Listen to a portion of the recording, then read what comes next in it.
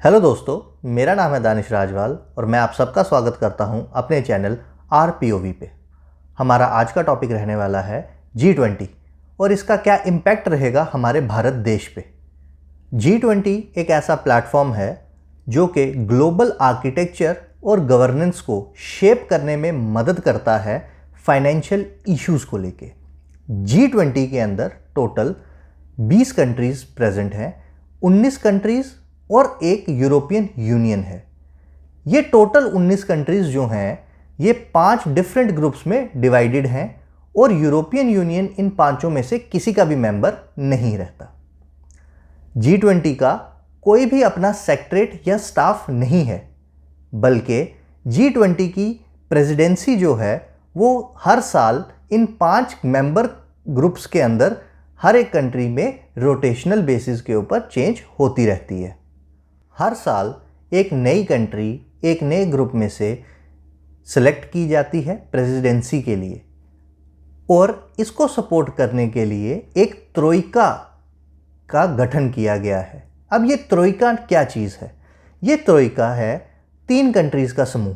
इसके अंदर सबसे पहले एक पिछले साल की कंट्री आती है जिसने पिछला समिट हेल्ड किया है, एक प्रेजेंट कंट्री जो प्रेजेंट का समिट हेल्ड कर रही है और एक फ्यूचर की कंट्री जो फ्यूचर आने वाला समिट जो है वो हेल्ड कर रही हैं। ये तीनों कंट्रीज़ मिलके बनाती हैं ट्रोइका, जो कि हेल्प करता है G20 के नॉर्मल और प्रॉपर फंक्शनिंग के लिए। भारत की प्रेसिडेंसी 1 दिसंबर 2022 को शुरू हुई थी और 30 नवंबर 2023 तक चलेगी। हमारे ट्रोइका में इंडोनेशिया, हम और ब्राज़ील शामिल हैं। G20 में सिर्फ देश ही नहीं, इंटरनेशनल ऑर्गेनाइजेशंस को भी इनवाइट किया जाता है। जैसे इस बार भारत ने 15 इंटरनेशनल ऑर्गेनाइजेशंस को इनवाइट किया है। अब बात करते हैं कि G20 बना कब। तो G20 का गठन 1999 में एशियन फाइनेंशियल क्राइसिस के बाद होता है। ये एक तरीके का मंच प्रदान करना था फाइनेंस मिनिस्टर्स और सेंट्रल बैंक के गवर्नर्स को, ताकि फाइनेंशियल इश्यूज़ के ऊपर वो बैठ के बात कर सकें। साथ में 2008 में इसको अपग्रेड किया गया और उठाकर ले जाया गया लीडर ऑफ द स्टेट या लीडर ऑफ द गवर्नमेंट के लेवल तक के लिए। फिर 2009 में इसको premier forum for economic corporation के नाम से डेजिग्नेट किया गया। G20 फोकस करता है ना सिर्फ मैक्रो इकोनॉमिक्स पर, बल्कि अलग अलग सेक्टर्स पर भी, जैसे कि health, socio economic activities, sustainable development, anti corruption और क्लाइमेट चेंज जैसे मुद्दों पर। G20 का जो स्ट्रक्चर है वो 2 पार्ट्स में डिवाइडेड रहता है। पहले पार्ट को हम कहते हैं शेरपा ट्रैक। शेरपा ट्रैक जो है उसका जो की फोकस है वो रहता है बॉर्डर इश्यूज़ के ऊपर, जैसे कि climate change, anti corruption etcetera पर। दूसरे ट्रैक को या दूसरे पार्ट को हम कहते हैं फाइनेंशियल ट्रैक। फाइनेंशियल ट्रैक जो है ये फाइनेंशियल और साथ में ही मॉनेटरी इश्यूज़ को लेकर डील करता है। इंडिया को G20 की 18वीं प्रेसिडेंसी मिली है और भारत के लिए ये एक अच्छा मौका है खुद की एक मजबूत छवि और एक लीडर की तरह उभर कर पूरी दुनिया के सामने आए और ये बता सके कि हम लोग फ्रंट से लीड कर सकते हैं। इस समिट में हम लोगों ने 200 से ज़्यादा मीटिंग्स 32 अलग अलग जगहों पर पूरे देश भर में रखी हैं। अब इसका फ़ायदा ये होगा कि हम पूरी दुनिया को ये बता सकते हैं कि हमारा कल्चर और हमारी संस्कृति कितनी ज़्यादा डाइवर्स है। इस बार की G20 की थीम को भारत ने रखा है वासुदेव कुटुंबकम के नाम पर, जिसका मतलब बनता है one earth, one family, one future.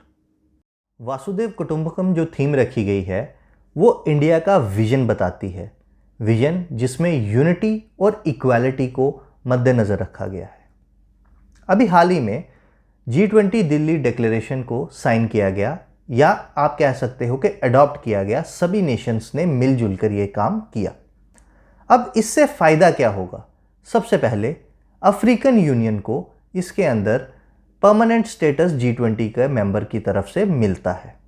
दूसरा, इंडिया, US, मिडल ईस्ट और यूरोपियन यूनियन ने मिलकर ये अनाउंसमेंट की है कि वो एक रेल और शिपिंग कॉरिडोर की स्थापना करेंगे या शुरुआत करेंगे। तीसरी चीज़, भारत ने एक नया अलायंस फॉर्म किया जिसको भारत ने नाम दिया है बायोफ्यूल अलायंस। इसका फ़ायदा ये होगा कि पूरी दुनिया को साफ़ सुथरा फ्यूल जो है वो कंज्यूम करने को मिलेगा कम कीमतों पर। अब बात करते हैं कि इस पूरे G20 का भारत के ऊपर इम्पैक्ट क्या पड़ा एज अ प्रेसिडेंट। इस समिट का सबसे बड़ा इम्पैक्ट भारत पे ये हुआ है कि उसका बढ़ता हुआ स्टेचर और इन्फ्लुएंस पूरी दुनिया को देखने को मिला। दूसरा, भारत में फॉरेन डायरेक्ट इन्वेस्टमेंट जिसको हम FDI के नाम से जानते हैं वो बढ़ेगी।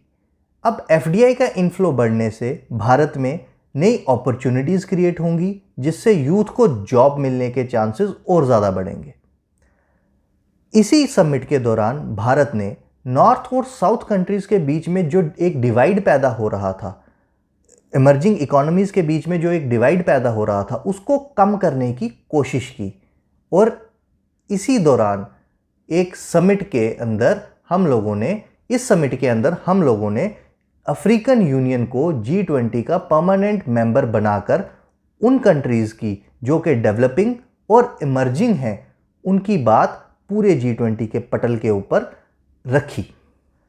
इस समिट में सबसे बड़ा इम्पैक्ट भारत की इन्फ्लुएंस करने की ताकत और उभरते हुए स्टेचर पर पड़ा।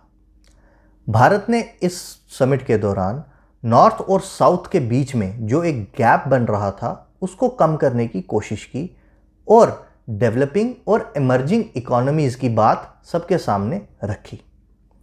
इस समिट से भारत में फॉरेन डायरेक्ट इन्वेस्टमेंट FDI का इन्फ्लो बढ़ेगा जिससे नई अपॉर्चुनिटीज़ क्रिएट होंगी।